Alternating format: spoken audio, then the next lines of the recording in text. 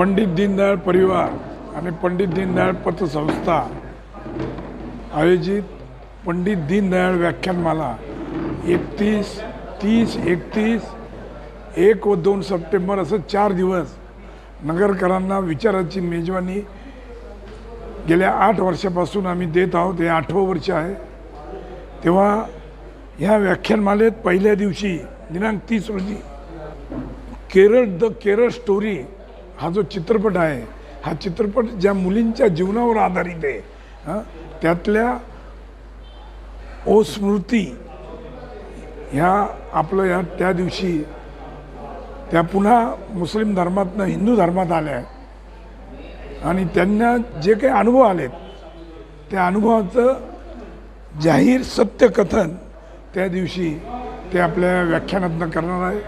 त्याचबरोबर त्याच दिवशी 30 तारखेला आचार्य KR मनोज यांचं केरळमध्ये एक मोठा आश्रम आहे. त्या आश्रमाच्या माध्यमातून हिंदू धर्माचं फार मोठं काम ते करतात.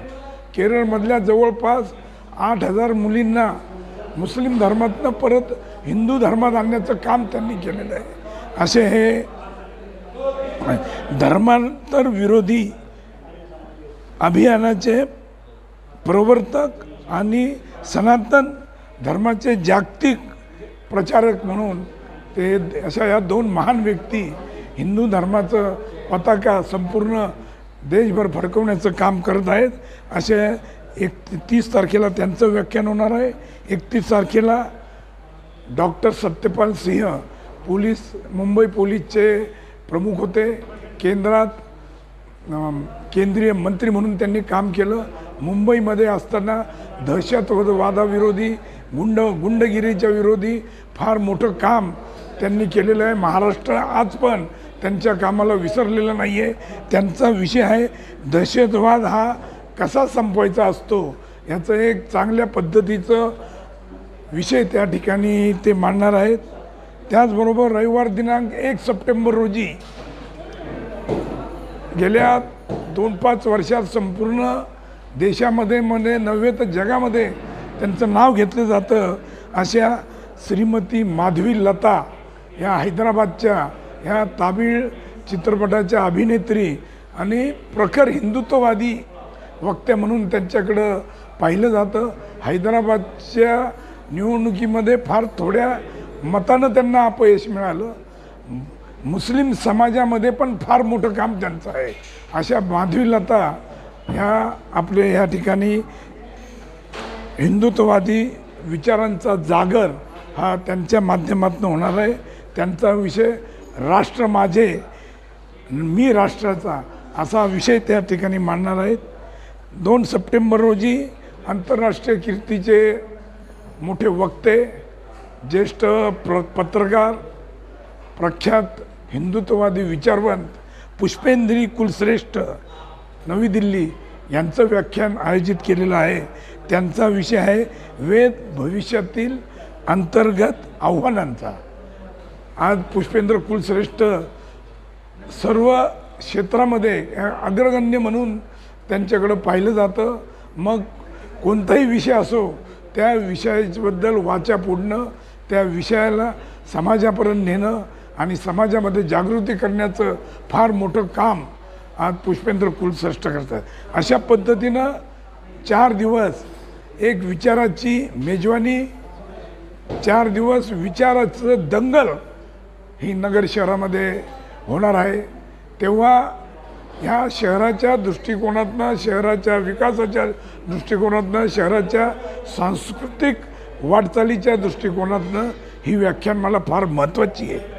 म्हणून आम्ही ह्या व्याख्यानमालेचं आम्ही असं सांगितलं आहे की सामर्थ्य अनियंत्रित बेधुंद वर्तनात नाही. सामर्थ्य अनियंत्रित बेधुंद वर्तनात नाही, शुद्ध विचाराने नियंत्रित केलेल्या कृतीत असते. म्हणजे सामर्थ्य अनियंत्रित बेधुंद वर्तनात नाही आहे, शुद्ध विचाराने नियंत्रित केलेल्या कृतीत असते. म्हणजे शुद्ध विचाराची ही पंडित दीनदयाळ व्याख्यानमाला आहे. ही आपल्या विचाराला, आपल्या कार्याला दिशा देण्याचं काम या व्याख्यानमालेच्या माध्यमातून होणार आहे. तरुणाईच्या जगण्याला एक वैचारिक बळ देणारी, सुसंस्कारित आणि क्रांतिकारी अशी ही पंडित दीनदयाळ व्याख्यानमाला आहे. नगरकरांनी ची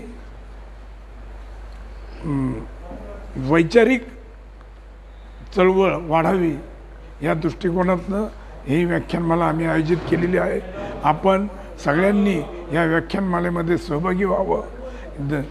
संध्याकाळी 6 ते 9 माऊली संकुलगृह या ठिकाणी ही व्याख्यानमाला आहे.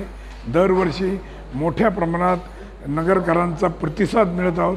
ह्यावर्षी पण तसाच प्रतिसाद मिळावा, वेगवेगळ्या विचाराला त्यामुळे चालना मिळेल.